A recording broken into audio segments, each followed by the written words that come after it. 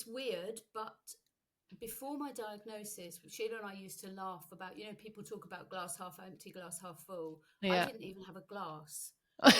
Okay. And since my diagnosis, I have been much more optimistic about things. I mean, obviously, at the moment, things are very difficult for me, Mm-hmm. but I do try to be positive about things. And certainly, being involved with Alzheimer's Research UK is a real boost to my well-being, because I believe that there will be a cure. Maybe not in my lifetime. It's probably much too late for me. And I think, the complexities of dementia are huge. If you think about it, we can work on live liver, heart, lung, and all those diseases. You can't work on a live brain. So the researchers have got to go back to the drawing board, if you like. Yeah.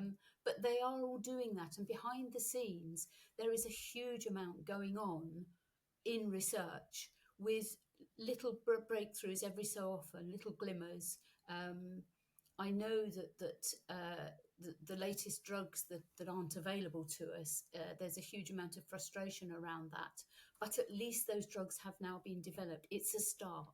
Yes. Yes, I agree. And we had Ailing O'Neill on, who's a neuroscience graduate, and she was saying exactly the same thing. Just because it's not available, or we've not got the funding, or it's not made the later phases when it comes to drug trialing, try not to see it as a setback, because we've got that far and we've learned so much up to that point, that we can then take what we've learned and then start again. But each time it's a positive and we're moving further forward, and try not to see it as a negative, which is sometimes, or more often than not, portrayed in the media. And we've got to just, give them our backing, that they are doing a tremendous job. Absolutely, absolutely.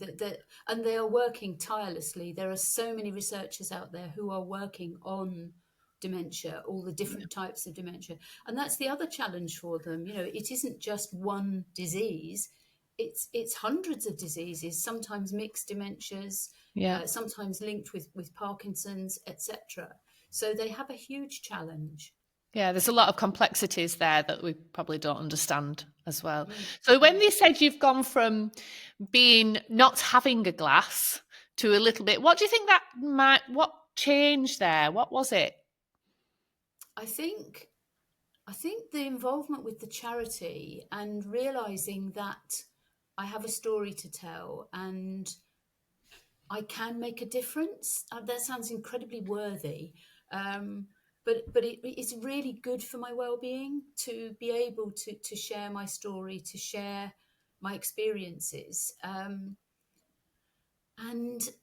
as I say, it's good for my ego.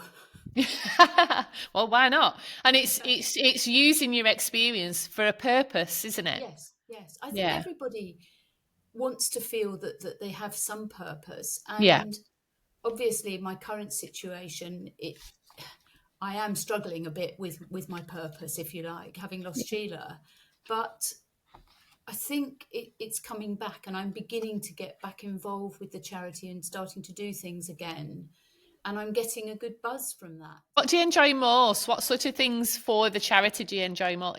I like doing some of the fundraisers that I've done over the years.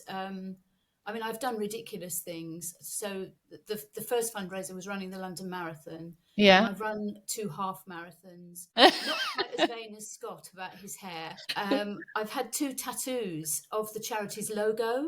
Um, Amazing. Amazing. so I had this one done, and then 2 years later they changed the logo. They're doing it just for you. Oh, wow. That was the scariest thing I have ever done. It was horrible. I really hated that. But I've raised a lot of money, and a lot of awareness. It's the conversation that comes about what that crazy woman is doing, isn't it? And why is she doing it? And it's starting that conversation between people. You probably don't even realize how many people you're reaching with it, Sue, as well. Because if it just starts a conversation from somebody seeing you post on social media about what you're doing, that sparks a conversation about concerns that someone's got with a loved one, anything at all, it's that ripple effect, isn't it? Yeah. And Yeah. the tattoo has actually served me very well, because a couple of times I've had conversations with people because they've seen my tattoo. A lady in the supermarket recently saw my tattoo and said, "Oh, what's that about?" And it transpired that her parents both have dementia, and we Yeah. had a very, very good conversation, Yeah. which I she messaged me afterwards saying how pleased she was that she'd met me.